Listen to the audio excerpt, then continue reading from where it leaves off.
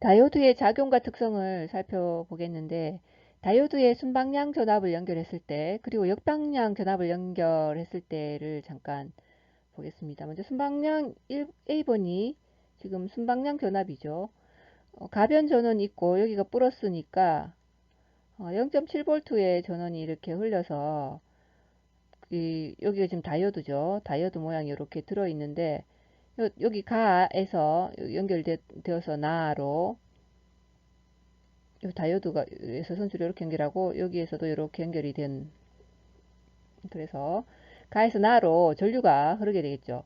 그래서 이렇게 들어가서 여기가 전류를 측정할 수 있는 전류계는 직류로 그, 그 직렬로 해야 되니까 이렇게 플러스 쪽에 그 전류 측정계, 전류계를 이렇게 넣고 플러스 쪽에 이렇게 넣고 마이너스 쪽으로 다시 떼서 이렇게 통해서 전류계를 통해서 이렇게 가도록 해야 되니까 이렇게 측정을 해야 되니까 이렇게 측정을 하면 아마 그 바늘이 움직일 겁니다. 이렇게 움직인 모양이 보이죠. 이렇게 되어 있는 거고 있는 거죠. 그럼 전류가 흐른다는 얘기입니다. 가에서 나로 순방향일 때. 그리고 전압을 측정할 때는 이렇게 가변 전원에다 이렇게 병렬로 하죠. 전원이랑 이렇게 병렬로 전압계를 이렇게 대고서 측정을 할 수 있습니다. 자, 오른편에 역방향 전압을 넣었을 때는 이 역방향이라는 얘기는 다이오드를 거꾸로 달면 되겠죠. 그 가쪽 부분과 나쪽 부분이 지금 뒤집어진 거죠. 아까 옆에 거랑 이 모양이 다이오드 모양이 반대가 되어 있죠. 오른쪽은.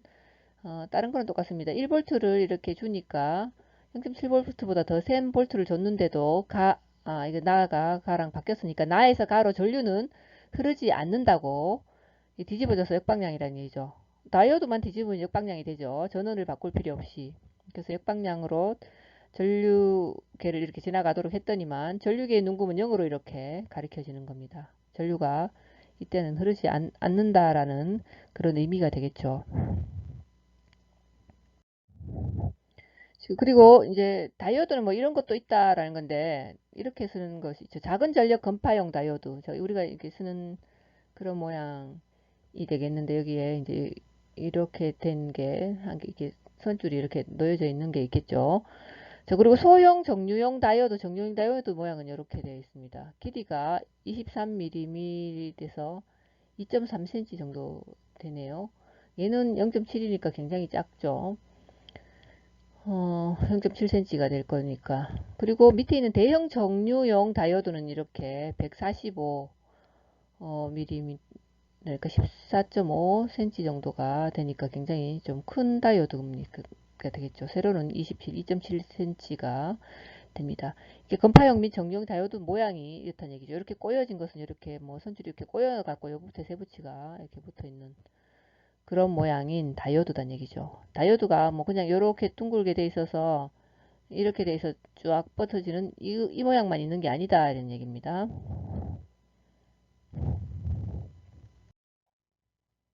그리고 다이오드의 최대 전격이라는 것이 있는데 여기 이렇게 맞추시오라는 것을 위해서 기준을 둔 것을 이야기할 수 있죠.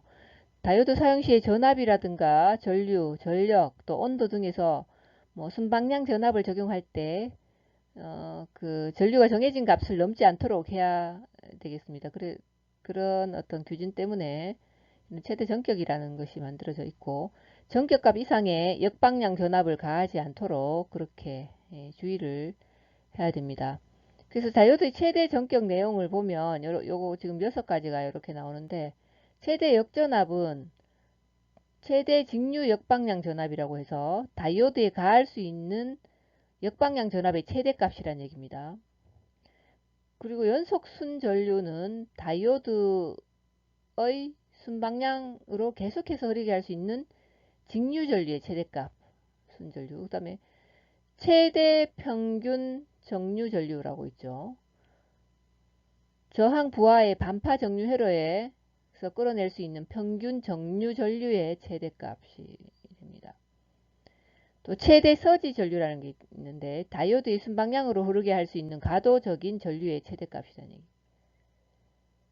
접합 부분 온도는 PN 접합의 접합 부분 온도를 말하는 거고 허용 전력 손실은 열에 의한 전력 손실의 한계입니다.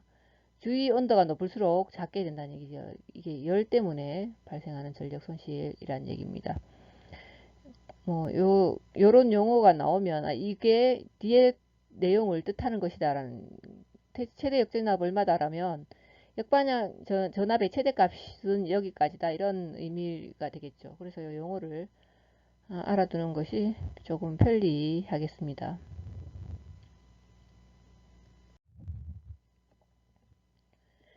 다이오드의 양부 판정법이 되겠는데, 이 양부 판정법 및 응용 회로라고 되어 있는데, 어떤 시험기의 저항 레인지를 이 다이오드 양부라는 것은 다이오드가 지금 정상적인지 아니면 소자가 불량인지를 판별하는 방법을 양부 판정이라고 합니다. 그래서 이 양부 판정법으로 위에 이렇게 그림이 주어져 있죠.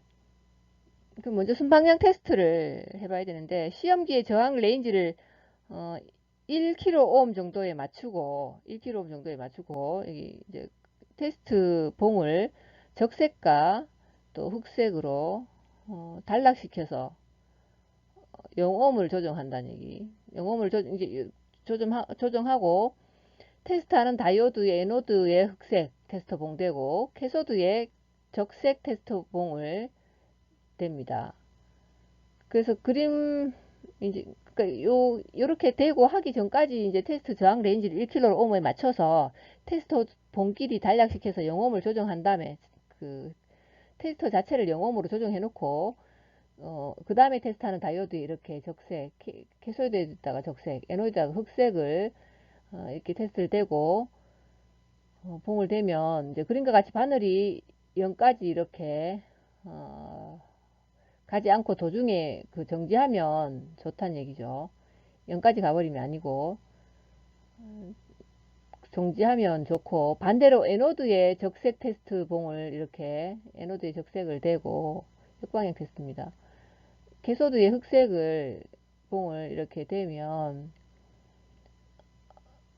바늘이 움직이지 않으면 좋습니다. 그래서 여기가 이제 이렇게 순방향 테스트, 역방향 테스트가 있는데, 이 이게 다이오드를 간단하게 테스트할 수 있는 방법이 되겠고요.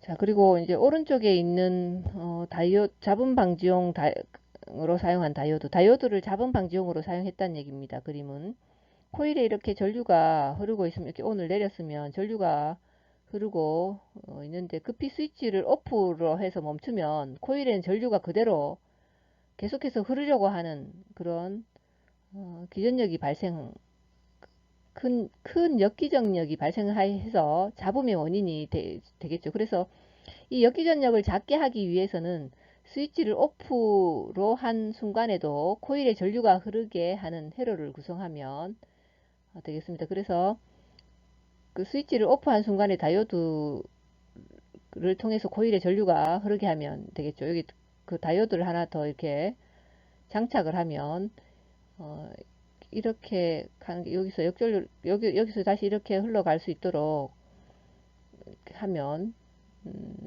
역기전력을 작게 할 수가 있습니다. 이렇게 다이오드는 자분 방지용으로 회로에 사용하는 경우가 종종 있죠. 코일 옆에다가 이렇게 붙여 놓는다니, 코일에다가 뭐 캐패시터 같은 것도 있을 수 있지만 지금 코일에 붙어 있는 경우를 봤습니다.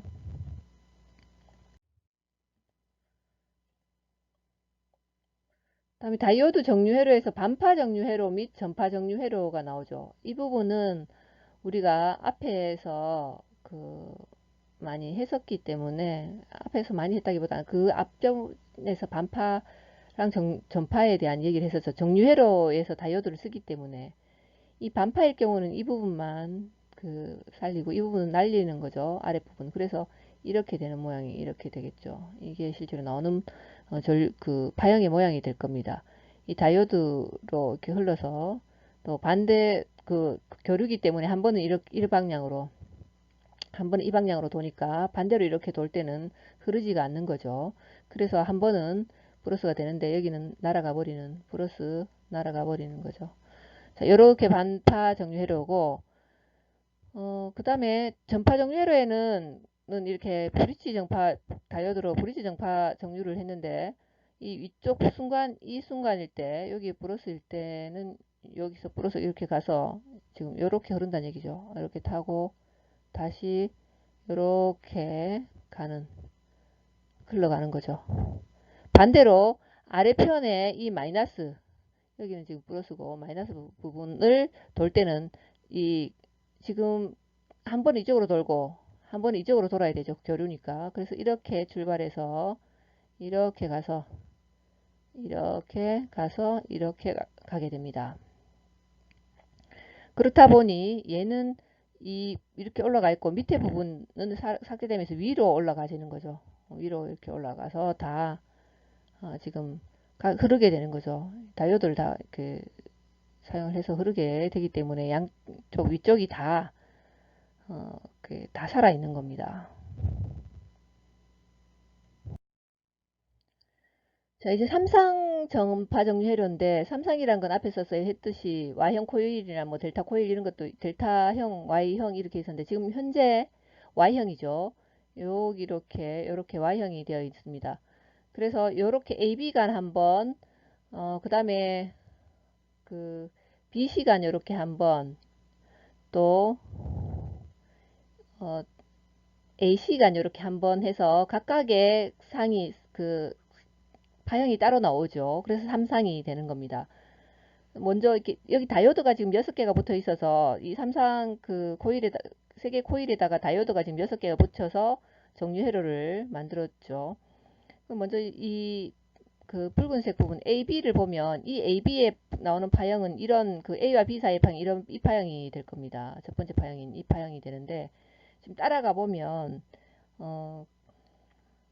A점으로 먼저 나가서 이 A점에서는 D1 다이오드 첫 번째 다이오드를 이렇게 거쳐서 자 플러스 R을 거쳐서 D6에서 이렇게 B점으로 다시 되돌아오죠. 자기에게로 되돌아옵니다. 되돌아오면서 이제 이 파형을 A와 B 사이에서 이런 파형을 만들어내죠. 다이오드가 있을 때 이제 파형이 이렇게 되고 두 개의 다이오드를 지금 거쳤습니다. 그 다음에 B와 C를 이렇게 보면 자 BC 사이인데 BC 사이에서는 B점으로 이렇게 나가서 B점을 이렇게 나가서 그 다음에 이렇게 가보니까 이제 B점으로 넘어가서 D3로 이렇게 가야 되네요. 저 이렇게 D3로 이렇게 올라가게 되네요. 그래야지 플러스 해서 되돌아갈 수 있죠. R을 지나서 그 다음에는 D4로 이렇게 가야지만 자기한테로 되돌아갈 수가 있죠. 이렇게 들어옵니다. 자, 요게 그 두 번째 B와 C 사이에 요런 파형이 이제 여기 생성되어 있는 게 파형입니다. 지금 요 위에 거랑 밑에 거랑은 위상이 틀리죠. 각도 차이가 있다는 얘기입니다.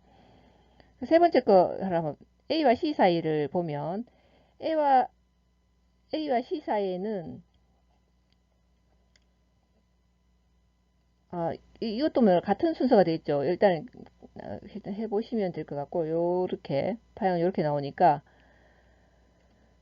자, 요 세 개 파형이 다 틀리기 때문에 합쳐놓으면 요게 삼상교류가 돼서 요런 파형이 세 개가 생성된다는 얘기죠. 그래서 위상이 세 개인 파형이 나오는데 이것은 플러스와 마이너스 사이를 몽땅 이렇게 둔 거고 이걸 파형을 정류하면 마이너스 쪽이 위로 다 올라가죠. 그래서 여기 있는 부분이 다 위로 올라가서 이런 파형이 나옵니다. 정류된 파형이라는 얘기죠. 이 정류된 파형이고 전파 정류한 파형이고 이걸 다시 그 정류 파형으로 바뀌게 되면 밑에 있는 이런 그 리플이 있는 그 파형이죠. 이게 전파 정류 파형이라는 얘기죠. 그래서 요렇게 겹쳐서 이렇게 나오게 되는데 요건 완전한 직류는 아닙니다. 정류를 하게 되면 직류가 나와야 되는데 요걸 다시 이 리플을 없애기 위해서 그 또 다른 과정을 되게 거치게 되죠, 사실은. 자, 요런 방법이 되어 있고 옆에 보면 삼상전 파이로에서 어떤 정류 방법 되어 있는데 먼저는 지금 첫 번째 거는 이렇게 가고 있죠. 요거 A랑 C인 것 같네요. 요 방향으로 가서 자 지금 깜장색이 움직이는 그게 되겠죠. 그래서 이렇게 이렇게 뭐 이렇게 양쪽에 이렇게 해서 들어가서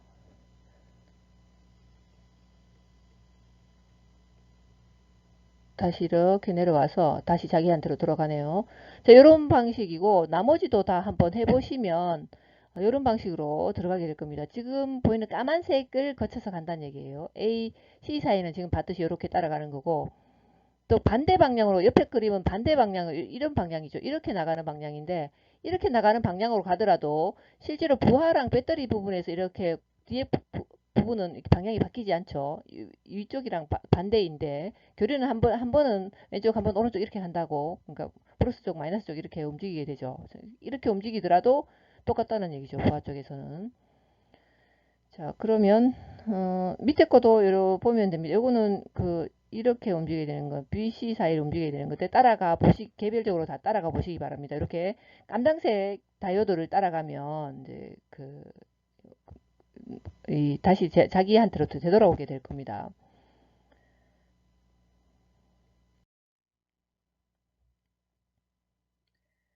그리고 제너 다이오드가 있죠. 그 다이오드의 종류를 이제 볼 텐데 먼저 제너 다이오드에 대한 내용이 나옵니다. 제너 다이오드의 종류와 기능을 뭐 이렇게 살펴보면 그 제너 다이오드는 실제로 다이오드에서 봤던 앞에서 봤던 기호에서 동그라미가 하나 채워져 있고 그 다음에 이 끝부분이 꺾어져 있죠. 이렇게 라인이. 자, 이 기호가 이렇게 되는 게 제너 다이오드입니다. 이게 정전압 다이오드라고도 이야기하게 됩니다. 그 다이오드의 어떤 순방향 특성은 그대로인데 역방향에 대해서도 어느 정도 전류가 통하는 그런 거죠. 제너 항복은 요까지가 제너 이제 전류면 역시 이쯤에 제너 항복이 있다는 얘기죠. 이렇게 똑같이 이런 그 다이오드 곡선을 따릅니다. 역전압이고 이건 순전압이고 제너 다이오드의 어떤 정전압 작용을 인데 자, 모양이 뭐 그렇게 특별하게 바뀌어져 있는 그런 것들은 지금 볼 수가 크게 없죠. 뭐 이게 전압보다 높은 역방향 전압을 제너 다이오드에 가하면 급격히 큰 전류가 흐르기 시작하는데 이 현상을 이제 제너 항복이라는 앞에서 봤던 거랑 이제 똑같이 항복 현상인데 여기서는 제너 다이오드니까 제너 항복이라는 그런 표현을 사용하는 겁니다. 지금 여기 앞에 있던 항복 현상이 제너 항복이라는 글자로 바뀌었죠. 자, 그리고 역방향 전압을 점점 크게 하면 이번에 돌아다니는 자유전자의 기세가 강해져서 공유결합을 하고 있는 가전자에 부딪히게 돼서 어떤 가전자의 결정 결합에서 끌어내어서 자유전자와 홀을 만드는데 이 자유전자는 또 다른 가전자에 부딪혀서 끌어내는 방식으로서 따라서 자유전자와 홀이 증가시키기 때문에 큰 전류가 흐르게 됩니다. 이런 캐리어의 증가가 마치 눈사태와 같은 현상과 흡수해서 뭐 사태 현상이라는 그런 뭐 이렇게 크게 되니까 이걸 사태 현상이라 한다는 얘기죠.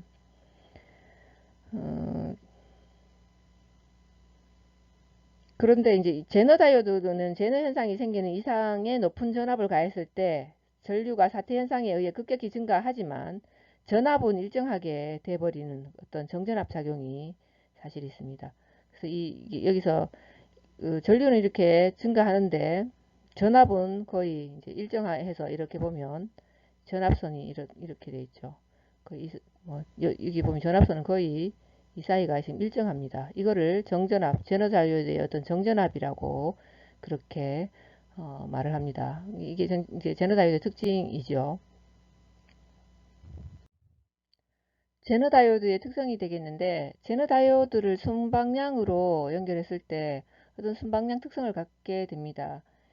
이, 그,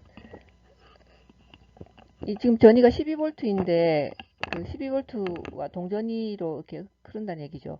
근데 역방향 전압을 살펴보면 역방향에 대해서는 제너 다이오드의 경우도 어느 일정한 전압 이하의 역방향 전압인 경우는 흐르지가 않게 됩니다. 역전압 전압이 점차 높여서 어느 일정한 전압에 도달하면 전류가 흐르게 되는데 이때 전압은 일정하게 유지가 되겠죠. 일정한 전압을 제너 전압이라고 한다고 했습니다. 그래서 만약 여기서 제너 전압이 14V면 VZT죠. 근데 여기 그 VE가 지금 12V가 되니까 이것은 제너 전압보다 작아서 그 다이오드와 마찬가지로 스위치가 오프된 상태가 되는 것이 되기 때문에 이렇게 스위치가 열린 것도 이렇게 된다는 얘기죠. 그래서 어떤 제너 다이오드의 양 끝에는 가해진 역방향 전압과 같은 크기의 전이차가 발생을 하게 됩니다. 그리고 그 역방향 VE가 전압 VZD보다는 클 때는 흐르게 되죠. 이거는 흐르지 않는 것이 아니다는 얘기죠. 이게 아니고 흐르게 된다는 얘기죠. 자, 흐르게 되는데 이때 제너 전압이 8V라고 되어 있죠. 그 역방향 VE가 제너 전압 VZD보다 클 때는 어떤 제너 다이오드의 역방향 전류가 흐르게 되는데 그렇지만 순방향일 때와 달라서 제너 다이오드의 어떤 양 끝에는 제너 전압 VZD가 생기게 됩니다. 그래서 VZD가 지금 여기 8V가 되죠. 그리고 이것은 전압 전원 전압과 대체할 수가 있겠는데 어, 그 VZT 크기의 제너 다이오드의 종류에 따라 각각 다르기는 하지만 항상 일정을 함으로 제너 다이오드는 전이차 크기인 어떤 VZG의 전원 전압으로 대체할 수가 있겠다는 얘기죠. 다이오드마다 약간 틀린 값이 나오긴 하지만 그 크기에 맞춰서 그 대신에 이렇게 전원 전압으로 바꿔서 이렇게 쓸 수가 있다는 얘기입니다. 그리고 이런 어떤 역부방향 전압이 제너 전압보다 클 때 제너 자료도 양 끝에 전이차는 항상 일정한 값 제너 전압이 돼서 제너 다이오드를 정전압 다이오드라고 그렇게 부르게 되는 겁니다. 이 제너 다이오드는 보통 다이오드처럼 순방향으로 사용하는 경우가 거의 드물고 대부분은 역방향에서 정전압을 얻기 위해서 뭐 어떤 IC 레귤레이터 이런 데서 사용을 하고 있습니다. 자, 앞에서는 제너 다이오드를 다뤘는데 이제 그 다이오드의 종류 중에서 다른 다이오드죠. 가변 용량 다이오드에 대해서 살펴보겠습니다. 앞에 가변이란 말이 붙어 있는데 마치 가변 저항처럼 다이오드에도 가변이 있는가 뭐 이렇게 약간 의구심이 막 생기죠. 그 뒤에 또 용량이라는 단어가 있습니다. 이 용량이란 단어는 우리가 앞에서 봤었죠. 캐패시터에서 용량성이란 말을 썼었죠. 그래서 여기도 마찬가지로 다이오드인데 어떤 캐패시터의 역할을 해준다는 얘기죠. 그래서 이 PN 접합의 다이오드인데 PN 접합 다이오드에서 PN 접합 부분에 공핍층이라 부르는 전기 저항이 높은 그런 부분이 있죠. PN 사이에 어떤 반도체 사이에 끼어 있는 형태로 되어 있는데 그게 일종의 콘덴서 작용을 합니다. 이것을 접합 용량이라고 지금 정정 용량이 아니고 접합 용량이죠. 용량은 용량인데 캐패시터처럼 앞에 접합 부위에 있어서 접합 용량이라고 하고 그리고 어떤 우리가 앞에서 살펴봤듯이 콘덴서의 용량은 두 장의 도체 간의 거리랑 도체의 어떤 면적에 따라서 결정된다고 그렇게 얘기를 했었습니다. 자, 그러면 가변 용량 다이오드의 기호가 있는데 여기 제너 다이오드 기호에다가 밑에 캐패시터가 하나 포함되어 있죠. 자, 그런 기호입니다. 자, 그리고 얘기했듯이 콘덴서 용량은 두 장의 도체 간 거리와 도체 면적에 따라서 결정된다고 했는데 이 가변 용량 다이오드에서는 공피층의 너비가 단자 간에 가하는 역방향 전압의 크기에 비례해서 변하기 때문에 역방향 전압의 크기에 따라서 콘덴서 용량도 변하게 됩니다. 그 특성을 보면은 역방향 전압이 높으면 정전 용량, 콘덴서 용량은 작아지고 역방향 전압이 낮으면 오히려 정전 용량은 커지죠. 그래서 이 그래프상에서도 그것을 볼 수가 있는데 역방향 전류가 이렇게 그 커지는데 용량은 정적 용량이 이렇게 낮아지는 거죠. 이렇게 돼 보면 낮아지고 있죠. 여긴 역시 여기가 이제 P 그 형이고 여기가 N형이면 공비층이 좁으면 좁고 여긴 공비층이 넓죠. 공비층이 넓으면 그 역방향 전압이 커져서 공비층의 어떤 넓이에 따라서 그 역방향 전압의 크기가 서로 비례한다 그랬으니까 공비층이 넓으면 역방향 전압 역시 큰 것이죠. 그래서 역방향 전압이 크면은 전경 용량은 소라는 그것을 충족하고 있죠. 그런 관계를 가지고 있습니다.